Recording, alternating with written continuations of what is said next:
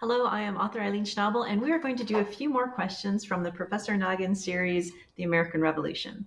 If you happen to have read One If by Land, Two If by Submarine, you'll know some of these answers. We're going to do 4 questions.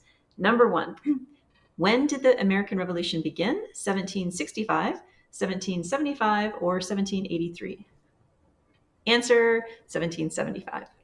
Number 2, the Battle of Concord was the first major battle of the Revolution. Who was forced to retreat? Answer, the British. And that is actually kind of a big deal because at the time they are the greatest fighting force in the world. They have left Boston all the way to Concord, where they're planning to confiscate the rebels' stockpile of weapons.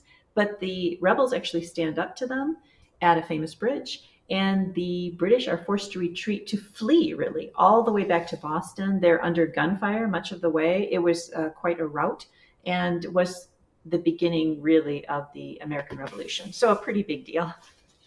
Number 3, General Thomas Gage led the Minutemen in defense of Concord. True or false?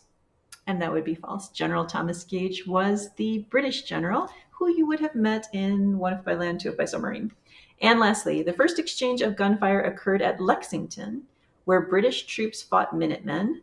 Why were the colonial militia named Minutemen? And that you might know because they had to be ready at a minute's notice. And you might have noticed the interchange of Lexington and Concord in some of these questions.